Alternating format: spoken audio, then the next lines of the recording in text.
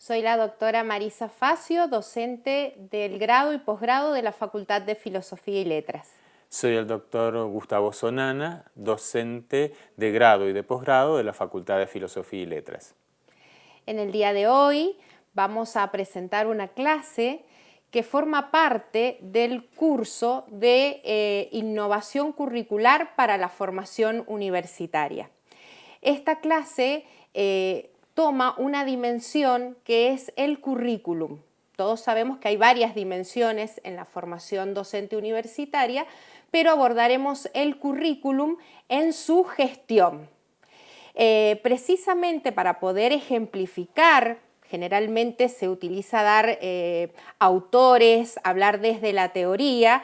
Nosotros aquí con el profesor Gustavo Sonana quisiéramos presentarles el caso del proceso de actualización e innovación curricular de la Facultad de Filosofía y Letras, que transitó por una etapa de planificación del currículum, actualizando sus planes de formación, y por el otro lado, en otra etapa que ustedes lo pueden ver en la diapositiva, en el periodo 2000, a partir del periodo 2018, la implementación. Entonces, en esta clase quisiéramos abordar con el profesor todo el proceso de gestión curricular.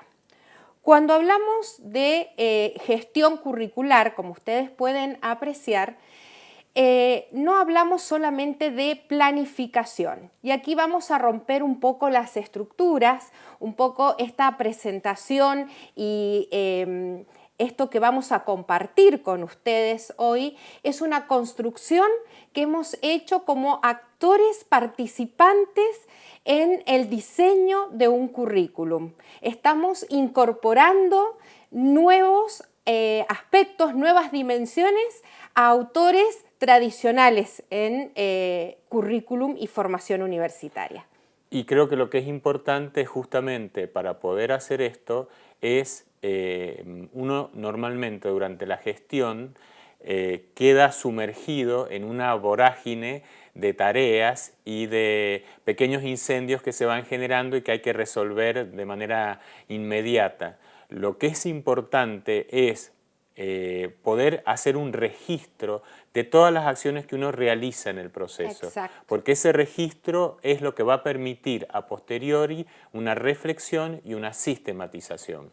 Bien, como actores participantes comprometidos con la construcción curricular y conscientes de que es una construcción colaborativa, nosotros iniciamos desde el aspecto organizacional del diseño curricular e invitando a participar a todos los actores institucionales.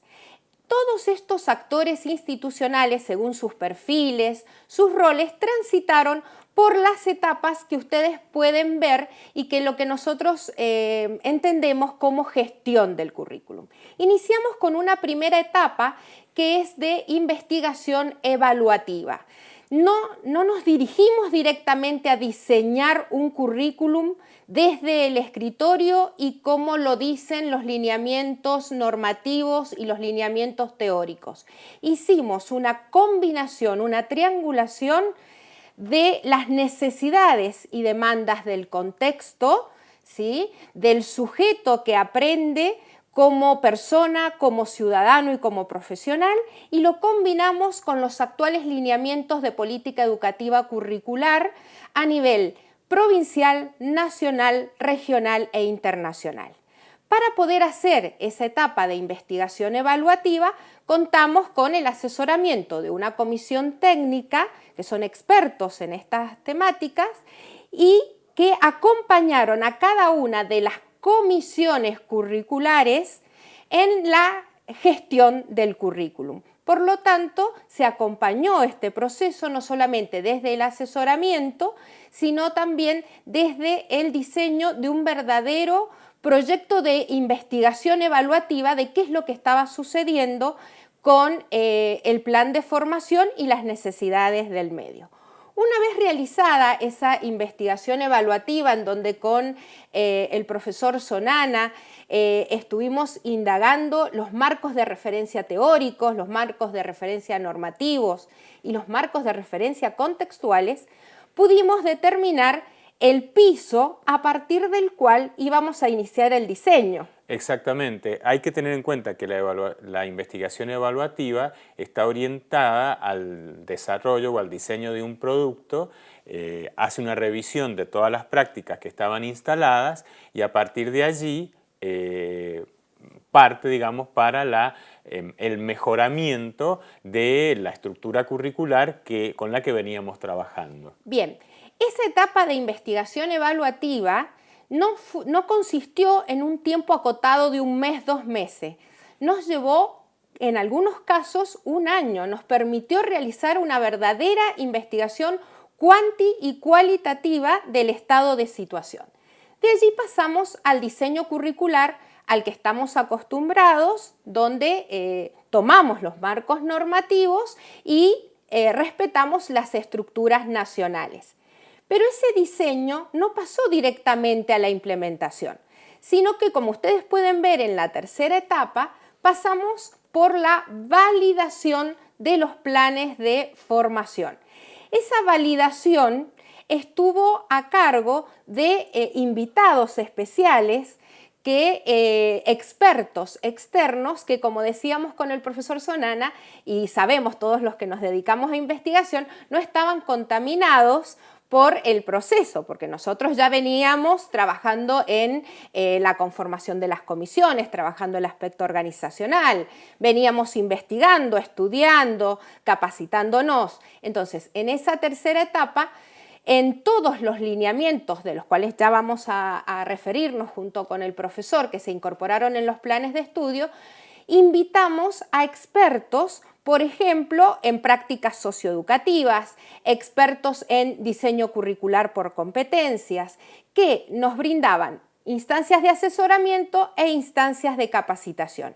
Eso iba haciendo que el equipo a cargo de la gestión curricular se fuera fortaleciendo desde los conocimientos, fuera construyendo saberes, reconstruyendo sus saberes y reconfigurando sus prácticas. También me parece que es importante señalar que la acción de estos expertos que no contaminados con el proceso participan en la capacitación fortalece el funcionamiento de la comisión. ¿Por qué? Porque genera un empoderamiento de aquellos abordajes novedosos que son los que van a promover la innovación y la actualización curricular de todos los actores intervinientes. Y en este sentido nos parece muy importante que el empoderamiento sea de los 4 claustros, es decir, que todos los que están participando en la comisión curricular puedan beneficiarse de este proceso.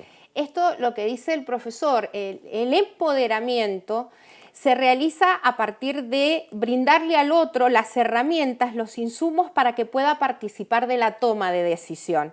Cada uno participó de la toma de decisión desde su rol, desde el rol de estudiante, desde el rol de egresado, desde el rol docente, desde el rol de gestor curricular, que son los directores de carrera, los secretarios académicos, ¿sí? Entonces, cada uno, empoderado a partir del conocimiento, pudo autoevaluarse y reconfigurar sus prácticas y aportar. Eso empoderó a cada uno porque los expertos no eran solamente expertos desde la docencia o desde el currículum, sino también expertos desde lo que es la gestión administrativa del currículum. Luego pasamos a la siguiente etapa, que es la implementación a partir de, como les decía, este proceso duró del 2014 al 2017, la etapa de la validación del diseño, que es cuando uno también, el Consejo Directivo y el Consejo Superior, las autoridades máximas, son las que hacen la evaluación externa y uno no es consciente que en realidad lo que están haciendo es la validación del diseño, o sea, evaluar qué es lo que hemos hecho y validarlo. bueno, se van haciendo reajustes porque es una evaluación que permite ir haciendo los reajustes y que realmente quede un diseño pertinente, viable. Así que esos dos actores fueron los últimos evaluadores externos de esta etapa de validación. Y de allí, 2018, iniciamos la etapa de implementación del currículum y de la evaluación permanente. En esto es muy importante resaltar, y allí ustedes podrán ver en las diapositivas, que las etapas están atravesadas por dos acciones, que son la valoración permanente. Cuando hablamos de valoración, ustedes podrán ver, y aquí es la postura que nosotros tenemos como expertos en currículum y en formación docente, la postura de una evaluación para la mejora, una evaluación para el perfeccionamiento continuo de todos los actores y del producto que nosotros estamos presentando, que es el plan de formación. Por eso hablamos de valoración, de evaluación, donde combinamos la evaluación para el perfeccionamiento, la evaluación formativa, con una evaluación que va controlando, supervisando los diferentes productos, ¿sí? Entonces, esa evaluación es una herramienta estratégica que tiene que acompañar desde la investigación evaluativa, donde se hizo una evaluación diagnóstica de cuál era el estado de situación, va acompañando todo el proceso. Vamos a ir monitoreando, haciendo los reajustes en los procesos de gestión del currículum. ¿Para qué? Para la toma de decisiones. En todo momento, desde la etapa cero, que es cuando uno inicia la investigación evaluativa, hacia adelante, va tomando decisiones. Decisiones para ir reformulando algunas actividades, ir incorporando actividades no previstas, estrategias, etc. Entonces, tenemos que pensar, para finalizar en esta primera parte, le pido al profesor que pueda aportar algo también, en caso que lo considerara, que la gestión curricular no es solo el diseño, implica todas estas etapas, implica una investigación evaluativa, un diseño, una validación del diseño, la implementación y la evaluación final, que cuando termina, por ejemplo, una primera corte, pero la evaluación es permanente y es una evaluación para el perfeccionamiento y la toma de decisión. Justamente para realizar esta evaluación se puede generar un observatorio en donde se reaparezcan miembros de los distintos claustros que son los que están experimentando la gestión del diseño curricular para ir viendo si aquellas acciones o aquellos herramientas, instrumentos que estaban orientados a la innovación y a la actualización efectivamente se están cumpliendo. Es decir, si verdaderamente ha habido una modificación de las prácticas. El observatorio va haciendo el monitoreo y ese monitoreo atiende justamente a aquellos aspectos innovadores del diseño. Es decir, en el caso nuestro, por dar un ejemplo, hemos incorporado la alfabetización académica, las prácticas socioeducativas, la práctica profesional docente temprana, las lenguas extranjeras con carácter de obligatorio. Entonces, van a ser cada uno de esos elementos que además son transversales al diseño, particularmente en el caso de la formación docente, vamos a observar cómo estos elementos, que son los elementos nuevos que no estaban en los diseños anteriores, están funcionando a lo largo de su desarrollo. Exacto. Entonces ahora vamos a ir viendo esto que dice el profesor, de qué estrategias vamos a ir implementando para asegurar la pertinencia, la actualidad y la relevancia permanente de este diseño curricular. Bien, vimos las etapas. Dentro de esas etapas, ahora identificamos dos tipos de ejes estratégicos que debemos tener en cuenta en cada uno de estos momentos. Hay ejes que hacen al currículum propiamente dicho y ejes que son transversales y que viabilizan la calidad del proceso. Y que esos dos ejes, el funcionamiento de esos dos ejes, el comportamiento de los mismos, me permite obtener un plan flexible, un plan abierto, que tenga en cuenta todas las dimensiones. El profesor nombraba en clases anteriores, por ejemplo, el aspecto organizacional, la parte administrativa, la parte de infraestructura y equipamiento, la dimensión pedagógica. Entonces, es un plan que tiene que tener en cuenta todas las dimensiones que están involucradas en la formación docente. Y ese plan abierto, flexible, pertinente, actual, me va a permitir responder a uno de los lineamientos de política educativa internacional a la cual adhiere nuestra universidad y tiene una larga trayectoria en esto, que es la movilidad académica y a la movilidad y una futura movilidad profesional con reconocimiento de trayectos. Para eso, ahora vamos a empezar a desarrollar los dos ejes. ¿Cuáles son los ejes de fundamento propios del currículum que trabajamos en este proceso de actualización e innovación curricular? Vuelvo a reiterar y retomo lo que dijo el profesor Sonana.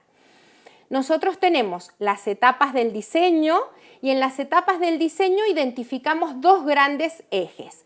Los ejes de fundamento, que son propios de un plan de formación, y los ejes instrumentales que permiten, que son transversales y permiten desde la gestión viabilizar estos diseños curriculares. Con respecto a eso y retomando y enfatizando lo que decía el profesor, en los ejes de fundamento, donde se hizo una investigación evaluativa exhaustiva desde una perspectiva comparada de varias universidades, marcos normativos, etcétera, incorporamos lo que denominamos lineamientos para la innovación y actualización curricular. Esos lineamientos son el currículum basado en competencias. Nosotros por tradición, si bien esto es un tema ya abordado por varios países con larga trayectoria, en humanidades, ciencias sociales y educación, no es algo que esté muy desarrollado. Entonces, uno de los lineamientos fue incorporar el currículum por competencias, donde se trabajan tres campos: la formación general, que hace a la persona y al ciudadano, la formación disciplinar y la formación profesional.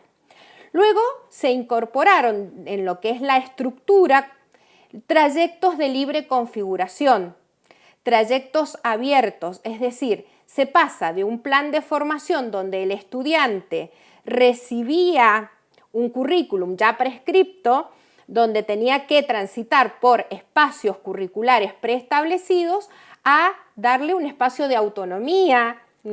Y me parece que lo que es fundamental de estos espacios abiertos es que de pronto actividades que el estudiante realizaba, como por ejemplo participar en una comisión organizadora de un congreso, de una jornada, de un evento científico, o participar como equipo de una investigación, y que antes no había manera de registrarlos como parte de su formación, pero que son una parte fundamental de su formación, queden incorporados al diseño curricular y puedan contar como parte de su formación. Claro, lo que dice lo que está diciendo el profesor, en estos trayectos de libre configuración aparece el reconocimiento a partir de créditos, y la estructura del currículum se abre en tres. Vamos a tener espacios curriculares obligatorios necesarios para la formación del perfil del egresado, pero también optativos y espacios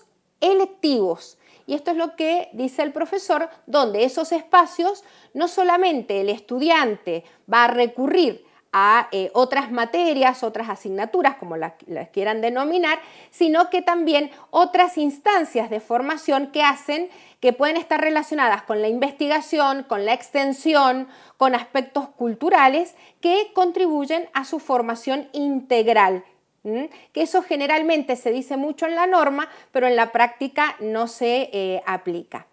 También incorporamos las prácticas socioeducativas, la actividad física saludable, incorporamos el sistema de créditos, las lenguas y el desarrollo de la capacidad de la interculturalidad.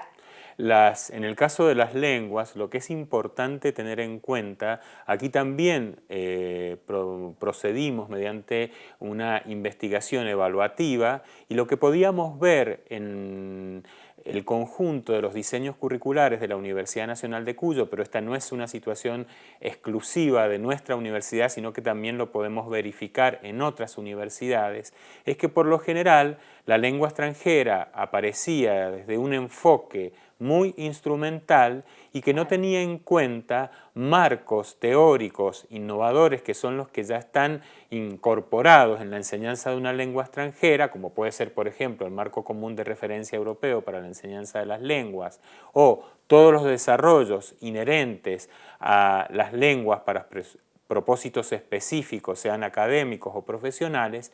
Entonces, de pronto en el diseño curricular la lengua extranjera aparecía como un saber acreditable que en parte estaba en la gestión del propio estudiante y que a lo mejor la unidad académica simplemente ofrecía algún curso compensatorio, pero que no era estrictamente curricular, no estaba incorporado al currículum, o en otros casos estaba incorporado al currículum, pero con una carga horaria que verdaderamente no favorecía el desarrollo de las competencias inherentes al dominio de una lengua extranjera. Por lo tanto, en esto también creemos que ha habido una innovación curricular, un salto cualitativo que está planteado justamente desde la perspectiva de la internacionalización y de la interculturalidad.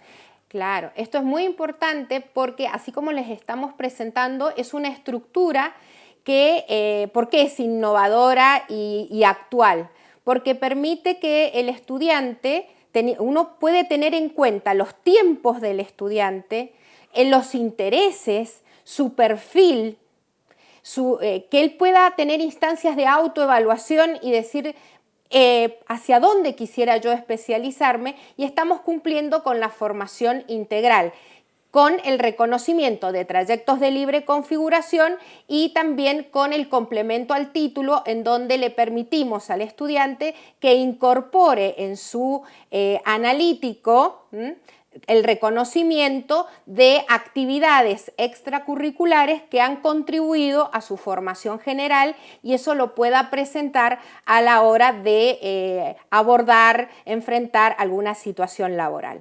Así que estos serían los ejes de fundamento propios del currículum. Pero también hablábamos con el profesor de ejes que viabilizan, que son instrumentales y transversales y aseguran la calidad de este currículum. Y aquí nos vamos más a lo técnico, más a la parte de gestión, y un poco se adelantó el profesor Sonana cuando estábamos dando ejemplos de estas etapas y de la evaluación continua. Hay estrategias, le llamamos ejes estratégicos, estrategias que nos permiten garantizar o asegurar la calidad, o al menos disminuir el riesgo de error en la hora de la implementación, en ir perfeccionándolo. Y lo primero que queremos resaltar con el profesor, porque en la teoría uno puede encontrar que habitualmente hay dos herramientas fundamentales. Una es la evaluación permanente del plan de formación y de todas sus dimensiones, y la otra es tener un programa de capacitación de cada uno de los actores para ir sosteniendo en el tiempo esta actualización, esta innovación, y ser coherentes con el perfeccionamiento continuo y la toma de decisiones. Pero consideramos que esto no se puede dar si no existe en la institución un modelo de gestión por proceso y por resultado. Entonces, esto lo dejamos como un disparador en esta clase porque da para analizar y profundizar que ningún proceso de innovación y actualización curricular se puede dar en un contexto donde el modelo de gestión institucional solo se rija por la gestión por resultados. Entonces, es importante que haya una gestión por proceso y por resultados. Ese modelo va a llevar a generar un espacio institucional, que es lo que nombró el profesor Sonana, de evaluación permanente. Todos sabemos que tenemos la evaluación institucional, pero nosotros dentro de la evaluación institucional hemos priorizado la evaluación del currículum, de los planes de formación, y le dimos forma con el Observatorio de Seguimiento de Planes de Estudio que ya les comentó el profesor, donde dentro de ese observatorio tenemos referentes, algunos que participaron de las etapas de investigación evaluativa, diseño, validación, etcétera, otros ya no porque estudiantes que ya son egresados. Bueno, el equipo es heterogéneo, pero hay referentes de cada uno de los lineamientos o ejes estratégicos propios del currículum, es decir, referente de práctica socioeducativa, de enfoque curricular, de actividad física saludable, complemento al título, etc. Por el otro lado, se mantiene el programa de capacitación permanente, no solamente a los docentes, en estos lineamientos y en otros que pueden ir surgiendo, porque estamos observando y viendo qué es lo que está pasando y qué podemos ir incorporando, sino también a la gente de la gestión administrativa, los que se encargan del sistema de información universitario. Sí. Y en este sentido me parece que una de las maneras de evitar esa fractura a la que yo sea referencia en cuanto a la generación de consensos y el empoderamiento de los distintos actores va a depender mucho de esta instancia de capacitación. Exacto. Por ejemplo, nosotros podemos plantear una capacitación de lo que significa un enfoque curricular por competencias en un nivel de gran generalidad, pero después vamos a tener que ir trabajando qué significa un enfoque por competencias desde las disciplinas.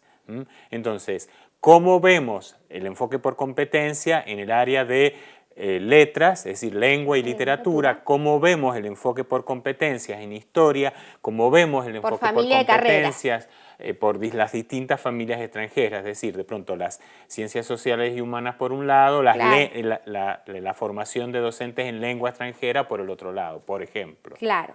Y ahí le incorporamos también una última estrategia que no aparece en los libros y que lo hemos aprendido, y eso es muy interesante de que quienes nos dedicamos a esto lo vivenciemos y podamos generar nuevas propuestas y nuevas teorías, generar programas de integración educativa. O sea, en el marco en el cual nosotros nos encontramos de gestión de la internacionalización universitaria y dentro de eso de la gestión de la internacionalización del currículum, tenemos que tener siempre acompañando estos procesos instancias de intercambio, instancias de cooperación solidaria. Todos deben conocer el paradigma actual de la gestión de la internacionalización, que es la cooperación solidaria. ¿Y cómo llegamos a la cooperación solidaria desde el currículum? A partir de propuestas de doble titulación, propuestas de movilidad con reconocimiento, a través de la internacionalización en casa o comprensiva. Bien, con esto nosotros queríamos presentarles dos grandes aspectos para sintetizar que en la gestión curricular no solamente hablamos de la etapa de planificación, sino que hablamos de más etapas y que es un proceso permanente de construcción y reconstrucción, y por el otro lado de que debemos acompañarlos con estrategias que realmente garanticen la calidad, el empoderamiento y el perfeccionamiento, no solamente de los planes de los estudiantes, sino de los que estamos como gestores curriculares, desde el currículum, desde la administración y desde nuestros diferentes roles. Muchas gracias.